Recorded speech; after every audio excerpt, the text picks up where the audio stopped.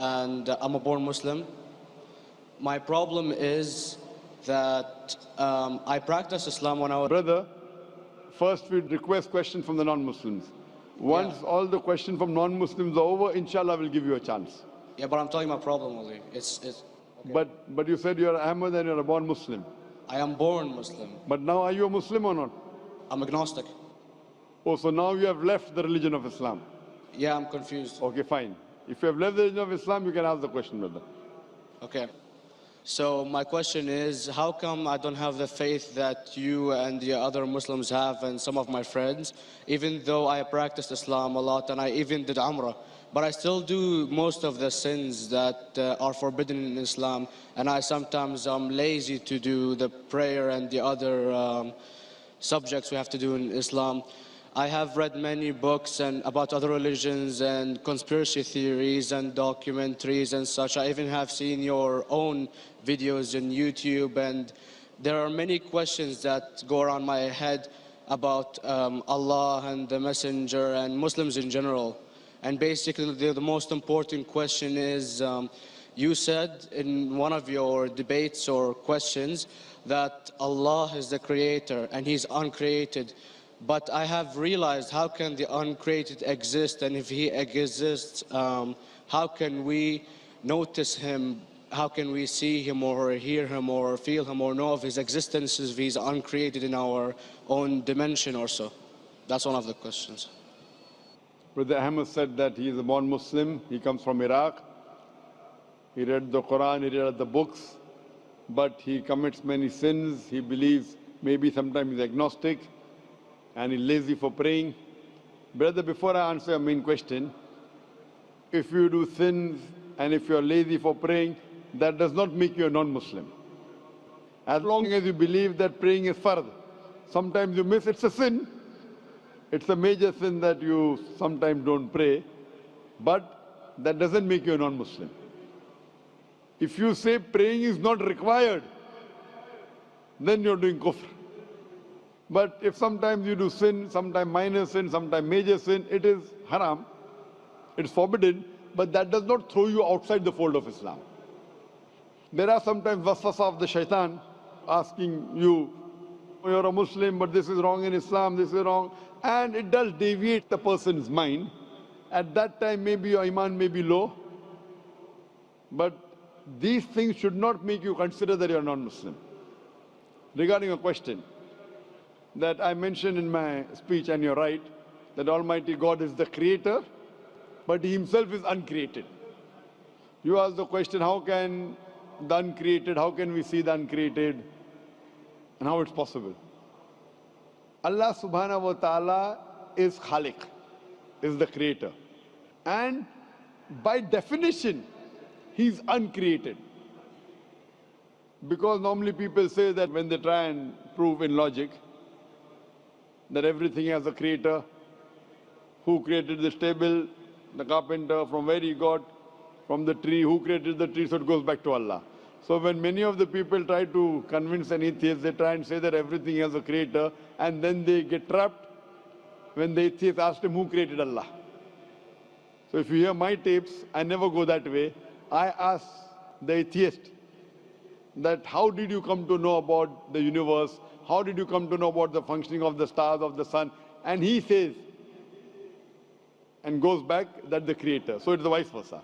So if you know how to deal with logic, you don't trip over this problem with the atheist trap, the Muslims or the believers, by saying who created Allah. By definition, Allah is uncreated. And if you ask the question, who created Allah? If you have heard my tapes, I give the reply, that suppose a person comes and says that my brother John. Yeah, I know, I saw that, I heard that's funny, but I mean, how does he exist if he's uncreated? Not that is Allah. Yeah. That's the difference between you and Allah. How does he exist? Means he was existing. He doesn't have a beginning. You and I have a beginning, that's human being. So that is the difference between us and Allah. You can't say that Allah has to be like us. If Allah is like you and me, why should we worship Him? I see, but have you heard of the phenomenon, the Big Brother? used by various orders and political agendas to control the people and such by implementing it into multiple gods, and then later on it became a monotheistic religions all over the world to make it easier for Big the Brother, people to... sorry, I've never heard of the religion Big Brother. It's not a religion, it's like a theory, an idea, basically. For What does it say? Yes? What does this idea say? What does it say? Is that when you have a big brother, it's easier for you to live life. When you have someone watching you the whole time, understanding you the whole time, protecting you the whole time, being with you the whole time, and you can talk to him, although he never talks to you back, maybe in your dreams, do it to your mind and such, it's easier for you to live. While a human who does not have a big brother and is not easily controlled into doing so and is having complete freedom is a danger for the major ruling powers and such. What does this say? I don't understand. Big Brother may be there, Big Brother may not be there. What does it have to do with Islam and God? What does it have to do? Because basically Allah is watching you the whole time. So you want to say that Allah is like a big brother? Indeed, you use him for your protection so you won't be scared. You know what I mean? See, this is the hypothesis. Hypothesis. If you have heard, how do I convince an atheist? If you have heard my answer, that you said that you're agnostic, you're atheist. Yeah. So first thing I do to an atheist is I congratulate him. What? I congratulate him. Have you heard my answer of atheist? Yeah, you congratulate them and stuff. But I haven't seen your debates with the atheist. I just saw your answers on some questions. Fine, so you haven't seen the answer of atheist? No, but I've seen your debate with David William Campbell. And David William Campbell is not an atheist. Yeah, yeah. Now when an atheist tells me he does not believe in God like your theory of Big Brother, yeah, and if you believe in that theory, I will ask you, first thing I do to the atheist, I congratulate him. You know why? Yeah, because they think and they don't follow what their parent does and such stuff like that. No. I congratulate him because he is not doing blind belief. The other people are doing blind belief. He is a Christian because father is a Christian. He is a Hindu because father is a Hindu. Most of the Muslims are Muslim because father is a Muslim. He is thinking. He says there is no God. He has said the first part of the Islamic Shahada, La ilaha. The reason I congratulate him is because he has said the first part of the Islamic Shahada, Islamic Creed, La ilaha. The only thing I have to do is illallah, which I shall do inshallah. So if you have heard my answer, an atheist becomes an atheist because he believes in science, he believes in logic. Or I ask him that if an equipment is bought in front of him, which no one in the world has ever seen, and if the question is asked that who will be the first person who will be able to tell you the mechanism of this new equipment, what is the answer? Of course, he's going to tell you the producer or the maker of this equipment. Creator, producer, maker. So when we ask him questions that how did this universe come into existence, he will talk about the Big Bang. This what we're going to talk is already mentioned in the Quran 1400 years ago in Surah Anbiya chapter number 21 verse number 30. Avalam yaral lazina kafaru anna samawati wal arda kanat ratkum fataknahuma. Do not the unbelievers see that the heavens and the earth were joined together and we clove them asunder. This what you came to know 50 years back is mentioned in the Quran 1400 years ago. Who could have mentioned that? Well, in various civilizations in like 2000 or 5000 BC before Islam came or Christianity itself, there was various civilizations that are good in astronomy and they know more about our solar system than we do now, sadly. Brother, your knowledge of science is little, not in-depth. I do agree. There are certain things which were known as hypotheses. For example, we came to know, we were proved that the earth was spherical in 1577. I know that in 6th century BC, there were Pythagoreans who believed that the earth was spherical. But the same Pythagoreans who believed the earth was spherical also believed that the earth was the center of the universe, which is wrong. You show me one civilization which believes 100% what the Quran has mentioned. I challenge you.